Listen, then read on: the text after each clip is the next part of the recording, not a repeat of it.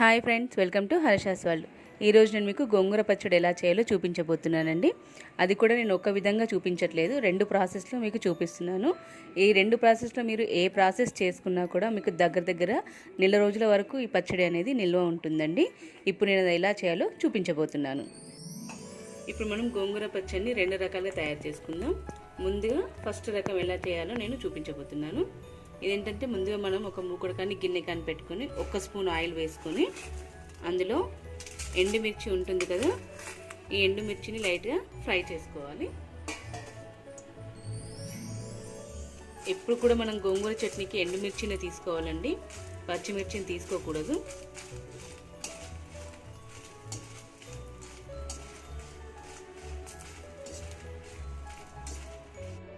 ఇప్పుడు మన మిర్చి అనేది ఫ్రై అవుతుంది. కొద్దిగా ఫ్రై అయ్యేలోపు దీనిలో మనం 1 స్పూను మెంతుల్ని వేసుకుందాం.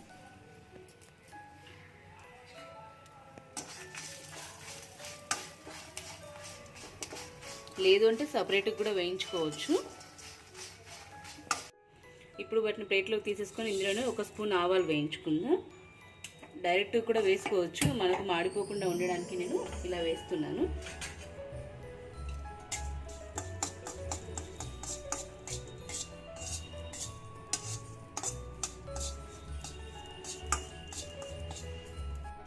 ఇప్పుడు ఇవి కూడా వేగిపోయినాయి, వీటిని కూడా ఇందులోకి తీసేసుకుంటున్నాను.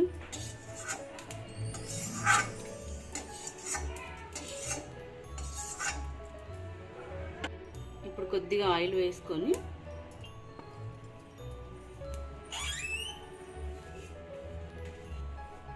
ఆయిల్ హీట్ అయిన తర్వాత గోంగూరను ఫ్రెష్గా కడుక్కొని తూడ్చి పెట్టుకోవాలి. పదన ఏమాత్రం కూడా ఉండకూడదు, అలా లేకుండా ఈ గోంగూరను తూడ్చి పెట్టుకోవాలి.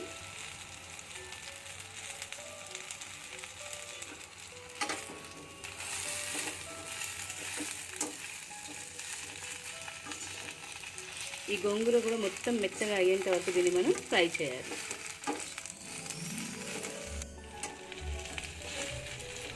ఇది సిమ్లోనే పెట్టుకొని కొంచెం మీడియం ఫ్లేమ్ లేదా సిమ్ ఫ్లేమ్లో పెట్టుకొని మనం వేయించుకోవాలి, లేదంటే మన గోంగూర అనేది మాడిపోతుంది, తర్వాత ఈవెన్గా ఫ్రై కాదు.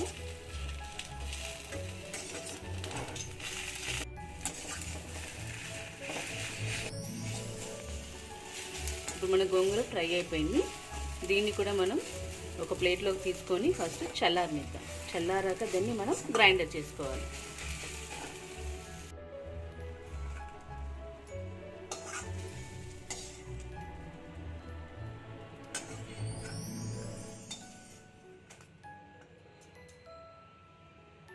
మనం గోంగూరని పక్కన చల్లారి పెట్టుకున్నాం కదా, అది చల్లారేంత వరకు మనం ఇప్పుడు దీనికి పోపు వేసుకుందాం. ఈ పోపు కూడా మనకు చల్లగా కావాలి, అందుకని పోపు వేసి పక్కన పెట్టేసుకొని గ్రైండర్ చేసుకున్నాం అనుకోండి, అంతలోపు ఈ పోపు కూడా మనకు చల్లారిపోతుంది. ఇప్పుడు మన మూకుడు హీట్ అయింది.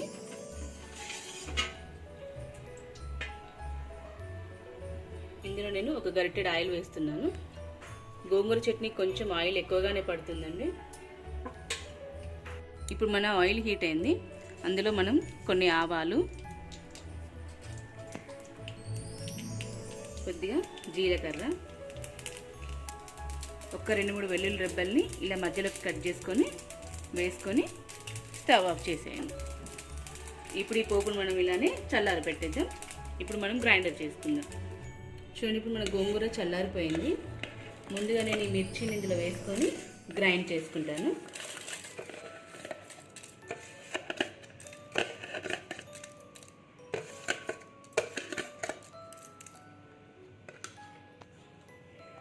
ఇప్పుడు ఇందులో ఒక 4 వెల్లుల్లి రెబ్బలు వేసుకుంటున్నాను. మనం పోపులో కూడా వేసుకున్నాం కదా, సో ఇందులో కూడా గ్రైండింగ్లో కూడా కొంచెం వేసుకుందాం. తర్వాత దీనికి సరిపడా సాల్ట్ వేస్తున్నాను.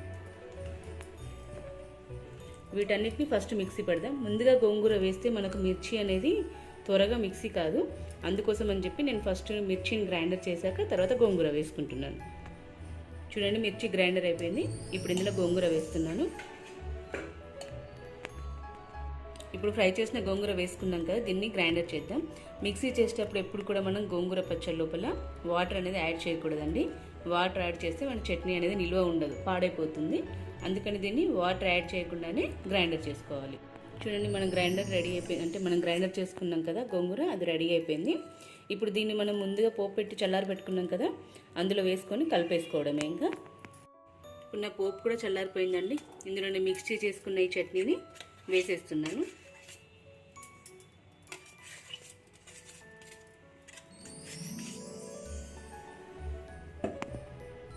ఇది వేసుకొని మొత్తం దీన్ని కలిపేసుకోండి.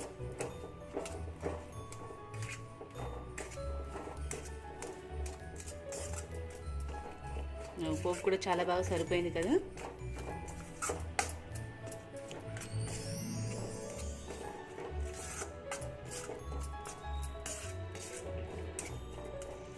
అంతేనండి, మన గోంగూర పచ్చడి రెడీ అయిపోయింది. ఇప్పుడు నేను ప్రిపేర్ చేసుకున్న గోంగూర పచ్చడిని నేను ఒక బౌల్లోకి తీసుకున్నానండి.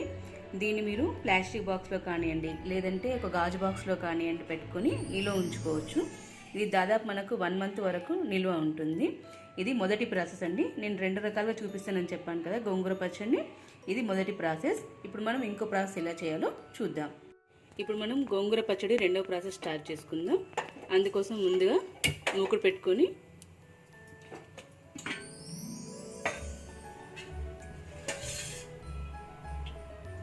అందులో గోంగూరకు సరిపడా ఆయిల్ వేసుకుంటున్నాను. నేను ఒక కట్ట గోంగూర తీసుకుంటున్నాను. ఫస్ట్ గ్రైండింగ్ ఒక కట్ట తీసుకున్నాను, తర్వాత ఈ దానికి కూడా ఒక కట్ట తీసుకుంటున్నాను. ఇప్పుడు మన ఆయిల్ హీట్ అయింది.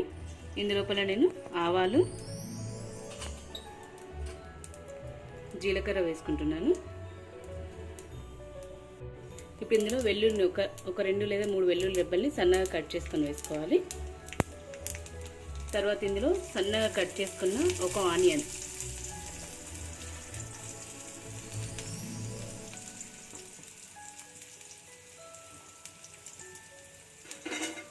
ఈ ఆనియన్ మొత్తం కూడా మనకు బ్రౌన్ కలర్లో వచ్చేంత వరకు దీన్ని ఫ్రై చేసుకోవాలి. మన ఆనియన్ ఫ్రై అయిపోయిందండి.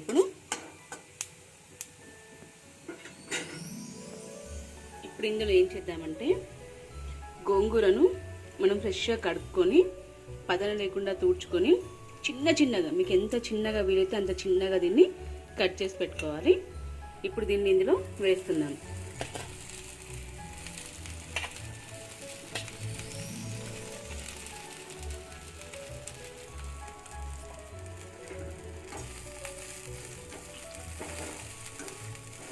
ఇప్పుడు దీన్ని మంచిగా ఫ్రై చేసుకోవాలి.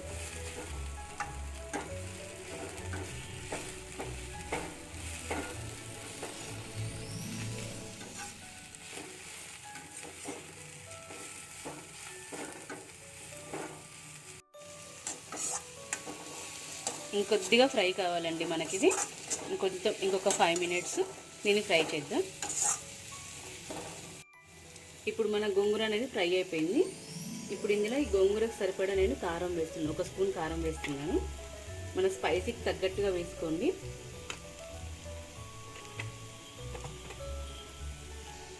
తర్వాత దీనికి సరిపడా సాల్ట్. ఇప్పుడు ఉప్పు కారం వేసుకున్నాం కదా, దీన్ని ఇంకొక 2 నిమిషాలు మనం ఇలానే ఫ్రై చేయాలి. అలా చేయడం వల్ల ఏమవుతుందంటే మనం వేసిన ఉప్పు కారం మొత్తం కూడా మన గోంగూరకు పట్టేసి చాలా మంచి టేస్ట్ వస్తుంది.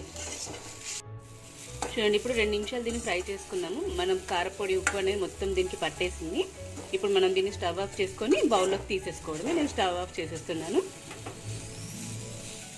నేను ప్రిపేర్ చేసుకున్న గోంగూర పచ్చడిని బౌల్లోకి సర్వ్ చేసుకున్నాను. మనం రెండవ ప్రాసెస్ కదా ఇది. సో రెండవ ప్రాసెస్లో కూడా మన గోంగూర పచ్చడి అనేది రెడీ అయిపోయింది. ఇది కూడా మనకు చాలా రోజులు నిల్వ ఉంటుందండి. ప్లాస్టిక్ బాక్స్లో కానివ్వండి, లేకపోతే గాజు దాంట్లో కానివ్వండి, ఎందులో అయినా మీరు దీన్ని స్టోర్ చేసుకొని పెట్టుకోవచ్చు. ఇది కూడా చాలా టేస్టీగా ఉంటుంది. మనం గ్రైండర్ చేసుకున్నది ఏ విధంగా అయితే టేస్ట్ ఉంటుందో ఇది కొంచెం డిఫరెంట్గా ఉంటుంది. ఇంకా చాలా టేస్టీగా ఉంటుంది. మీకు ఇది నిల్వ ఉంటుంది. చూడండి, ఇప్పుడు మన 2 ప్రాసెస్లో కూడా మన గోంగూర పచ్చడి అనేది రెడీ అయిపోయింది. నా వీడియో మీకు నచ్చినట్లయితే సబ్స్క్రైబ్ చేయండి.